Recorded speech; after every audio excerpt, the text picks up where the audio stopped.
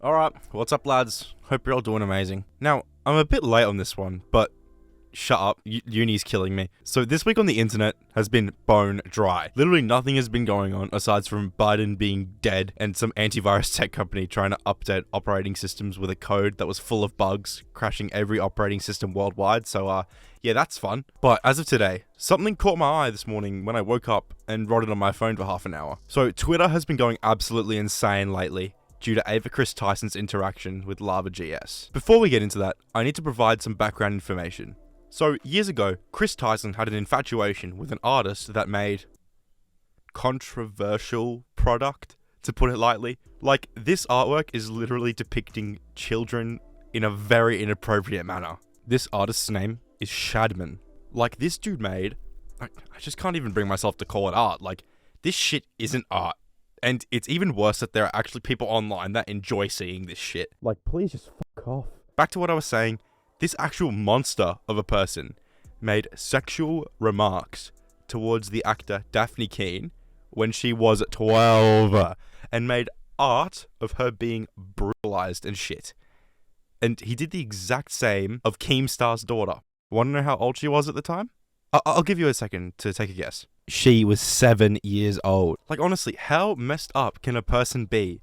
Like, and there's also a shit ton more that Shadman did, but I really don't want to go into it. But stemming off from the drama, Chris Tyson literally openly bragged about supporting this shit by having a piece of Shadman's art as a centerpiece in his living room. Like, it's literally on his wall in MrBeast's video that is titled "Tipping Pizza Delivery Guys $10,000. Chris even posted a photo of this art that contained basically a child with a suggestive tattoo on her leg, which is blurred for literally legal reasons and to not scar any of you for life. And still, despite this whole thing with Shadman, Chris Tyson literally has been seen still asking for content and interacting with this content, no matter how up it is. Like, Shadman literally made art of Caillou, who was a 4-year-old in the show, and Chris supported this at around the age of 20. Like, can you just grow up or get locked up? Chris even shouted out Shadman on stream, and I find the fact that he said, quote, "Shout out to @Shadman for having safe for work drawings today," accidentally pulled up his website on stream is literally insane. Like, Chris is proving that they're an active member of this website and know that it's wrong to be looking at this sort of content. There are also more screenshots that show Chris begging Shadman to make art of more and more underage characters from animes and shows. So I think we know what's going on here. So now that you're up to speed on the background information, here comes the situation. So as I mentioned before, Chris had several interactions with Lava GS, a minor that was 7 years younger than Chris at the time. So, Lava was born near the end of 2003, whilst Chris Tyson was born in the middle of 1996. And in 2018, there were tweets that showed how Chris offered a 14-year-old Lava moderator perms for her stream. There was also a thread of tweets where Chris was joking about exchanging nudes with a minor, which baffles me. Like, it's very easy not to groom minors. Yet half of the social media idols and YouTubers out there seem to always find a way. Like, there was a screenshot posted of the kind of things that Chris and Lava would send each other, whether it be extremely inappropriate and degenerative jokes and memes, which regardless of if it's a joke or not, it's just downright not suitable to send to a minor, or calling each other inappropriate names that are really suggestive, and I fucking hate it. Like, Lava was 15 years old at this time, and Chris was in their 20s. Bruh. I have no words as to what I'm reading right now, but it gets even worse when you see Chris's responses to some of Lava's tweets, especially this shit. I don't think you guys are ready for this. Like, prepare yourselves mentally. Oh my god. Okay, so this whole situation gets deeper. So, Boy Jedi, who won a few Minecraft MrBeast challenges, actually sold his camper van to Lava, who said he's going to use it to travel to North Carolina in some place in some random woods to meet Carl and Chris Tyson. Which, first of all, what the hell? And second of all, despite Boy Jedi saying that Carl simps for him, and also commenting on how Carl offered to buy him an ice cream if he does stuff for him. Like, what? Now, I have a pretty good idea as to what that implies, But I always try to be optimistic in these situations because there could be a chance that this doesn't imply anything inappropriate. But I'm pretty sure it does. Lava also posted photos with Carl and Chris onto his Instagram, proving that his meetup did take place, which is just insane to me. Like, what is a 16-year-old doing driving like several hours to North Carolina just to meet up with two 20-year-olds?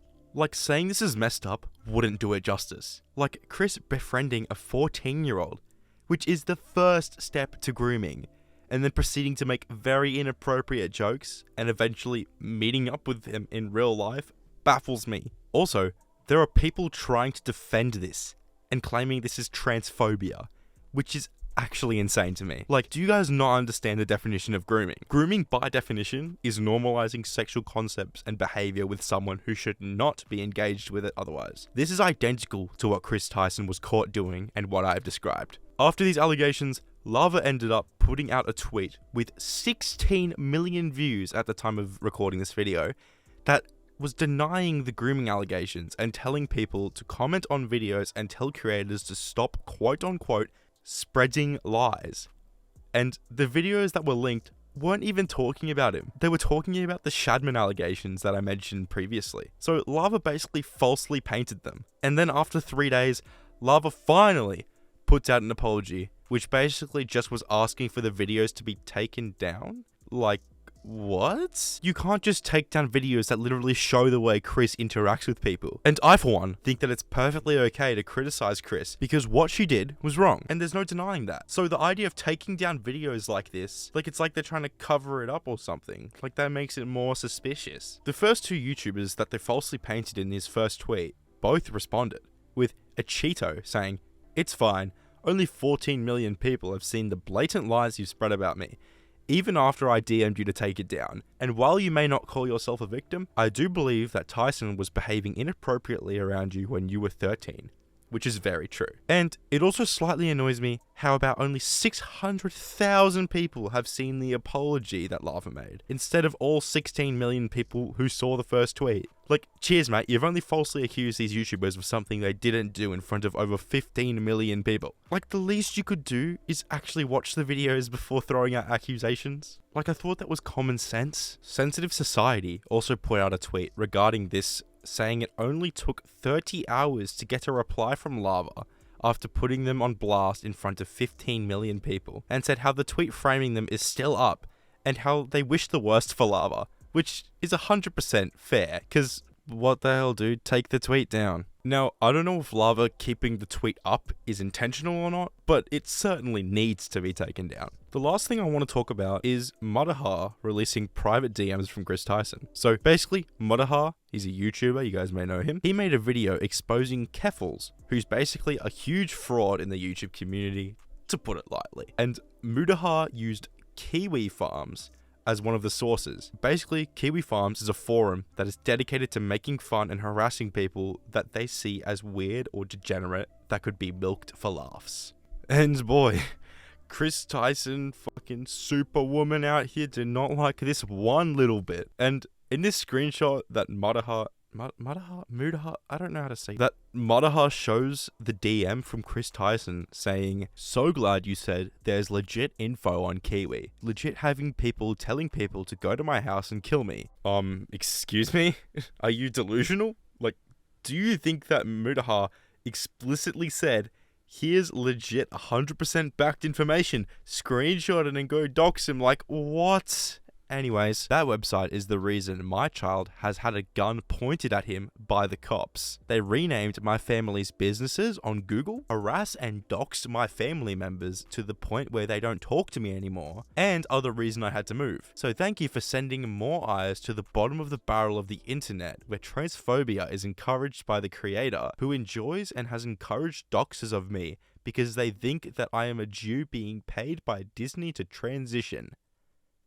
What the fuck? Okay, things are looking a lot worse for Chris. Now, Kiwi Farms was the site to originally expose all of this, including the Shadman accusations, the lolly stuff, and the Lava GS situation. And just because you use a website doesn't mean that you strongly support the doxing that occurred on the website. Like, honestly, this is so stupid. Like, Chris Tyson actually had the nerve to go and blame Mutaha for all of the doxing that occurred. Like, what? Also, the fact that Kiwi Farms is reliable or not has nothing to do with the doxing that occurred, so honestly I don't see their point. And Mutaha checked for himself and confirmed that the DMs were from the time he released the video talking about Keffals. So it just baffles me how a person like this has such a big platform and has such influence when they're just a bad person in reality. Overall, I just think as a general rule, you just can't trust anyone on the internet. Not your mum, not your dog, no one. Thanks for watching. See ya.